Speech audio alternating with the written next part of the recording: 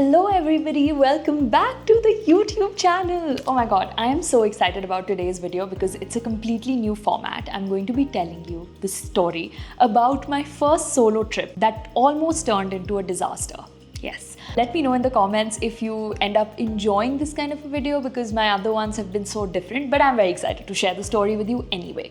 The purpose of this video is that hopefully I will inspire some other women out there to also go take themselves on a solo trip. I did this when I was 19, so I am sure so many other women can also break those social barriers that people tell us that women can't travel alone, blah, blah, blah, blah. No, that is not what we're here for today. Today, we're here to break all of those barriers. And second, I hope you realize all the mistakes you could also make on your first solo trip and you don't do them because I made all of those, so you can just hear the story and hopefully learn something. But yeah, let's go back to 2018, which is where this story starts. I was 19 years old, quite rebellious I have to say, and I had just read this book called Shooting Star by Shivya Nath. So I'm sorry Shivya, but I blame this on you. I read this book and I was mind blown. I just wanted to live this version of the life that she describes in the book. Right before this, I'd already done 2 trips to Himachal with my friends,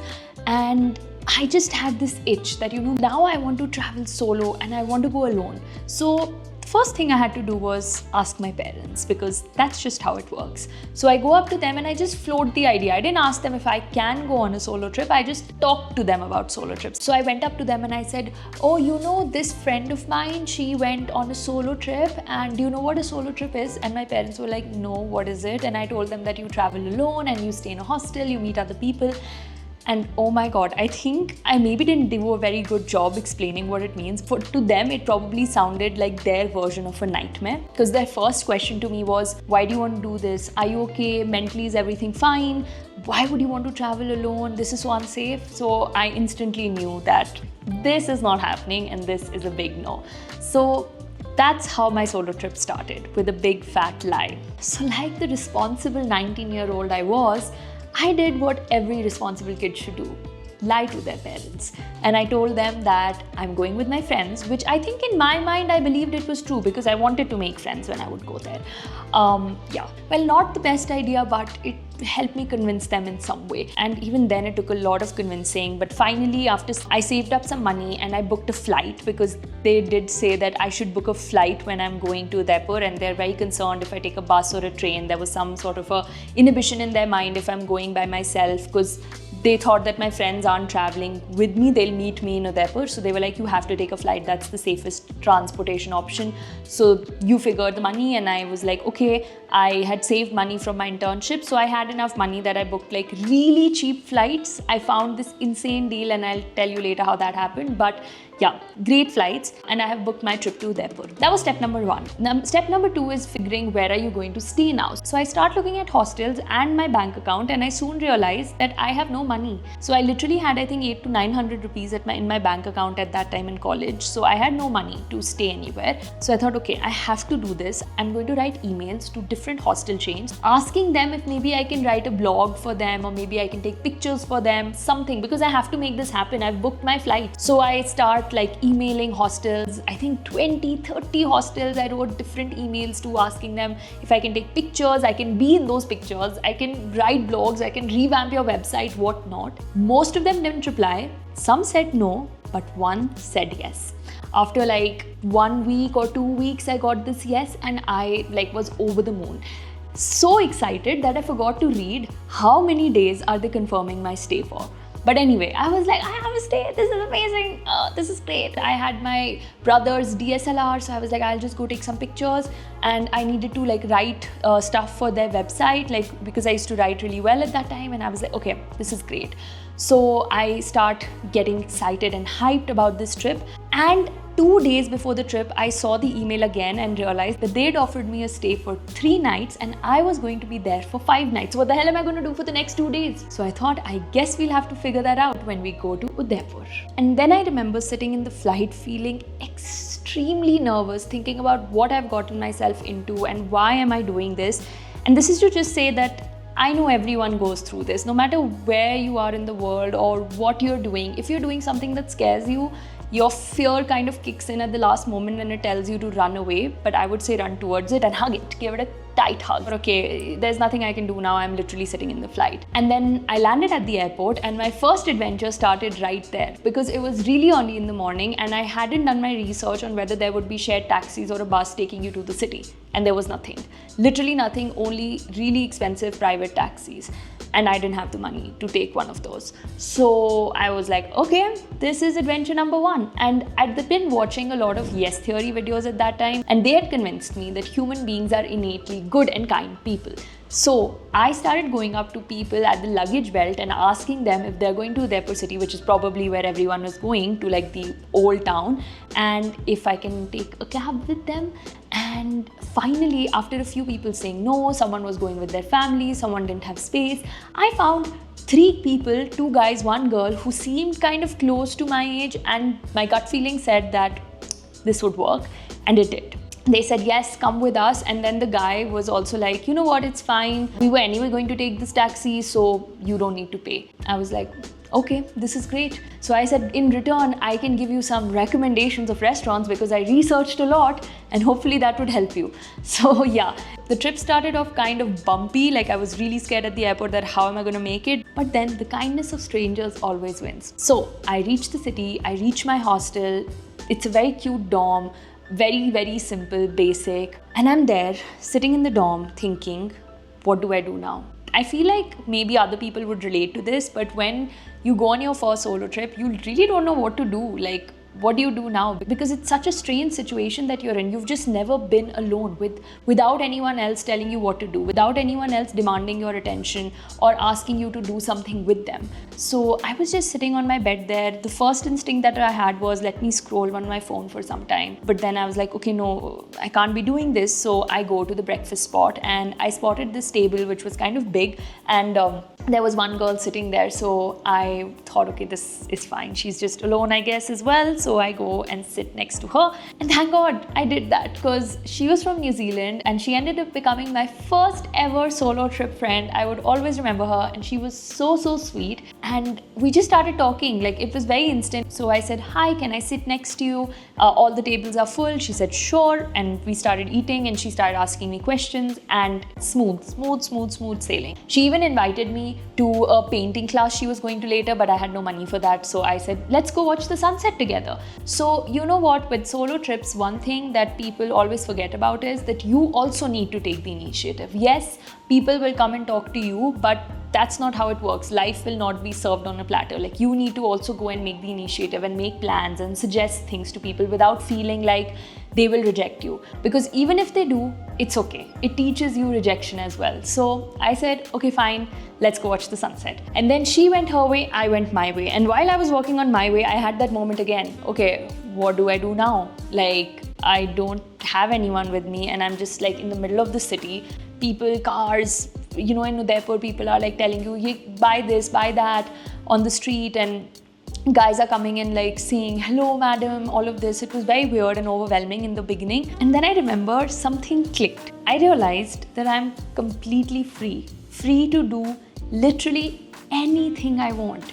I can go to any cafe. I can decide to not do anything I want that's touristy. I can decide to not do touristy things at all. I can decide to not go and shop because I'm not a shopper at all and some of my friends are. So that's it. I need to take a decision. But what do I like? Which was the second question, which is something I feel we don't think of on a day-to-day basis. When you're surrounded by so many people, when you always travel with others and you live a life in like big families, you kind of forget what you like, what is your personality. We are the sum of so many people, so much content that we consume and everyone around us. But there's also like this core fire in us that's truly ours. And solo trips help you uncover that. Because when I was standing there, I realized, okay, you know what? I don't feel like going to shop.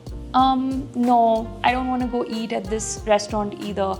No, not this. No, not this. I just feel like walking in the city and taking in the sights, and that's it. I don't want to go on a historical tour. I don't want to go to visit any palaces right now. This is what I want to do.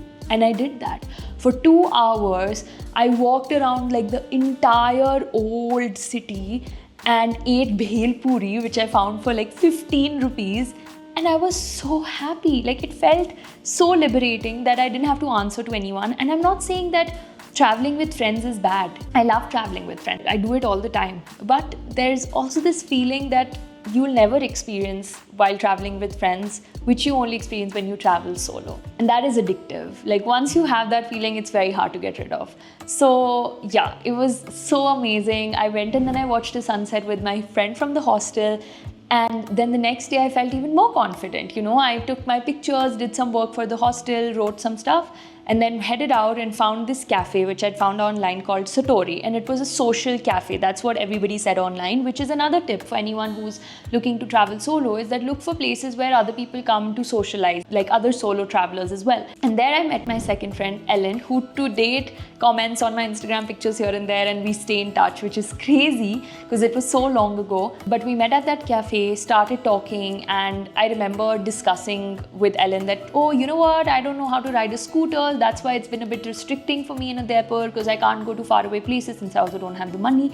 And then there were two other girls sitting there and they said, oh, you don't know how to ride a scooter? And I think they were from Australia. And I said, no, I don't. And then the cafe owner comes and he's like, we have a mission. You know what? All of us are now going to a spot where I'm going to teach you how to ride a scooter. And I was like, okay, let's do it. So the guy shuts off the cafe and then all of us go to this like random spot in Udaipur, and he's teaching me how to ride a scooter there. And to me, this is just like so mind-blowing that one small thing, like one small sentence of mine which said I don't know how to ride a scooter, led to this. And like the whole day, that is what we did. And then Ellen and I made more plans to go to palaces and visit all the stuff, like the touristy things together. But there was one thing that I really wanted to do, which is something that now I realize how much I love, which is hiking. And I found this one sunset spot, which now is famous, but back then it was not so famous, the Bahubali Hill. And I was like, okay, I need to go there. So somehow I figured out the transport with someone else from my hostel and went and saw the sunset from there, which was also beautiful. But while all of this was going great, I started realizing my next challenge is coming up, which was I didn't have accommodation for the next 2 days, and I left it till the very last minute. And now I had two options. Number one, ask my parents for money, which I really did not want to do because I had taken it upon myself that I will finance this trip. Option number two was very sane, very logical. Go knock on hostel doors. So that's what I did. I started going through the list of all my hostels that I'd created earlier, and I was like, okay, we're going to knock on some doors today. So I literally spent half my day in Udaipur knocking on hostel doors, asking them that, hey, look, I took some pictures of this hostel. Would you like me to do the same for you? And I can also do some writing. Same pitch, exact copy paste in person. Most of them this time were very harsh and they were like, no.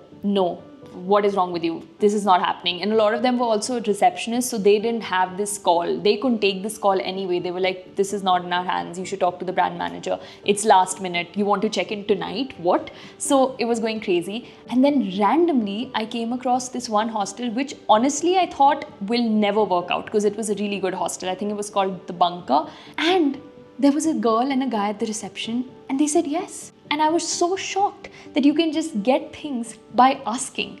And I was like, wow, this is amazing. So they told me that yes, we have one bed empty in an all-female dorm and you can stay there for 2 nights and you will also get the staff lunch. Mind blown, life made, amazing. So I ended up staying there for 2 nights. Ellen and I also did this very cute painting workshop, which was the only money in the end that I had left to spend. And one night I even got invited to a random party in a different hostel. So I think in the end, when I recollect my first solo trip, I actually didn't do just the touristy things, but I did things that made me feel truly alive and happy. And the best part was connecting with so many different people.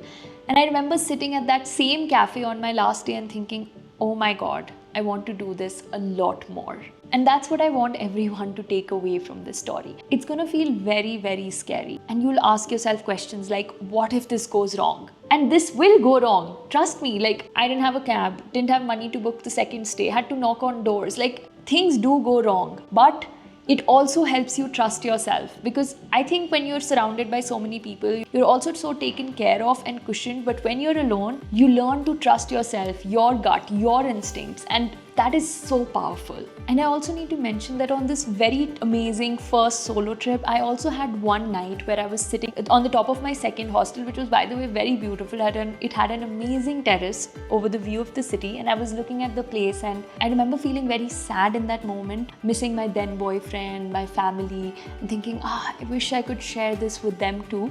And that's completely fine as well. I think it's very important to be honest that solo trips are amazing. They have their good days, and you'll also have your bad days where you'll miss your family and friends. But at the end of the day, guess who you'll become best friends with?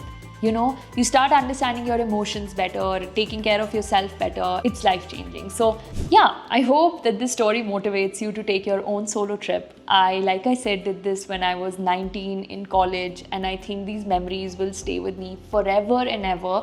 So that is the end of this video. I really hope that you enjoyed this story session. And in case you're interested in traveling solo and are very confused as to where to start, I would recommend don't read 10,000 blogs and watch so many videos. Just go to the link in the description of this video, check out my travel hacking course, which has an entire section on solo traveling and saving money on flights and stays and all of that. Remember I told you I paid very less for my flights to Udaipur, with hacks that are also there in this course. And yeah, you'll just learn a lot and hopefully get the confidence. It's also got some really good groups that women can join who travel solo, so that you can meet new people and all of that. So yeah, just go to the link in the description, check it out, and I'm sure you'll be convinced. But also tell me in the comments, please, if you'd like to see more of these videos, because I have so many other funny stories to share from when I was traveling, and I can tell you more of this. And now I'm just gonna send you a lot of love and sunshine. Bye.